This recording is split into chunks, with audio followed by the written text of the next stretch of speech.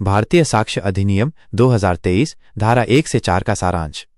धारा 1 संक्षिप्त शीर्षक, प्रयोजन और प्रभाव। ये अधिनियम भारतीय साक्ष्य अधिनियम 2023 के नाम से जाना जाएगा। ये सभी अदालती और कोर्ट मार्शल की कार्यवाही पर लागू होता है, लेकिन शपथ पत्रों, एफिडेविट्स या मध्यस्थता, आर्बिट्रेशन की कार्यवाही पर लागू नहीं होगा। इस अधिनियम को लागू करने की तारीख केंद्र सरकार तय करेगी। धारा 2 परिभाषाएं। इस धारा में कई महत्वपूर्ण शब्दों को परिभाषित किया गया है। एक न्यायालय, कोर्ट, इसमें सभी न्यायाधीश, मजिस्ट्रेट और कानून द्वारा साक्ष्य लेने के लिए अधिकृत लोग शामिल हैं, लेकिन मध्यस्थ, आर्बिट्रेटर्स इसमें शामिल नहीं हैं। 2 निश्चयात्मक प्रमाण, कंक्लूसिव प्रूफ। जब कोई कानून किसी एक तथ्य को दूसरे तथ्य का निश्चयात्मक प्रमाण बताता है, तो कोर्ट को दूसरे तथ्य को सही मानना ही होगा और उसे गलत साबित करने का मौका नहीं मिलेगा।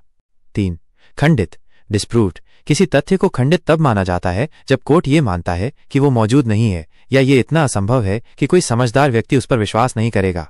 4 दस्तावेज, डॉक्यूमेंट। किसी भी माध्यम पर लिखी या रिकॉर्ड की गई कोई भी सामग्री, जैसे पाठ, अंक या संकेत, जिसका उपयोग रिकॉर्ड के लिए किया जा सके।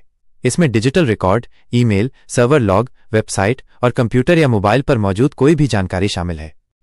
5 साक्ष्य, एविडेंस। मौखिक साक्ष्य वे सभी बयान जो इलेक्ट्रॉनिक माध्यम से या सीधे तौर पर कोर्ट को दिए जाते हैं। दस्तावेजीय साक्ष्य वे सभी दस्तावेज जिसमें इलेक्ट्रॉनिक और डिजिटल रिकॉर्ड भी शामिल हैं, जो कोर्ट के निरीक्षण के लिए प्रस्तुत किए जाते हैं। 6 तथ्य, फैक्ट। कोई भी चीज या स्थिति जिसे इंद्रियों, सेंसरी ऑर्गन से महसूस किया जा सकता है, जैसे देखा या सुना जा सकता है, या किसी व्यक्ति की कोई भी मानसिक स्थिति, जैसे भावनाएं या विश्वास। 7 विवाद्यक तथ्य, फैक्ट्स इन इशू। वे तथ्य जो किसी मुकदमे या कार्यवाही के परिणाम पर सीधा असर डालते हैं, जैसे कि किसी अधिकार या जिम्मेदारी का अस्तित्व। धारा 3 विवाद्यक तथ्य और प्रासंगिक तथ्य। किसी भी मुकदमे में केवल वही तथ्य प्रस्तुत किए जा सकते हैं जो 1 विवाद्यक तथ्य हों या 2 कानून के तहत प्रासंगिक रेलेवेंट घोषित किए गए हों। अन्य तथ्यों का साक्ष्य प्रस्तुत नहीं किया जा सकता है। धारा 4 एक ही लेन देन का हिस्सा होने वाले तथ्य। अगर कोई तथ्य विवाद्यक तथ्य नहीं भी है, लेकिन वो किसी अन्य प्रासंगिक तथ्य से इस तरह जुड़ा है कि वो उसी घटनाक्रम, ट्रांजैक्शन का हिस्सा माना जाए, तो वो तथ्य भी प्रासंगिक और स्वीकार्य होगा, भले ही वो अलग समय या स्थान पर हुआ हो।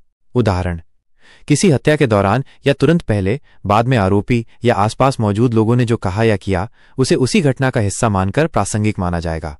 ये अवधारणा पुराने रेस केस्टे सिद्धांत के समान है। अगर आपको ये जानकारी अच्छी लगी हो तो कृपया YouTube चैनल RTI ऑनलाइन को सब्सक्राइब करें। धन्यवाद दोस्तों।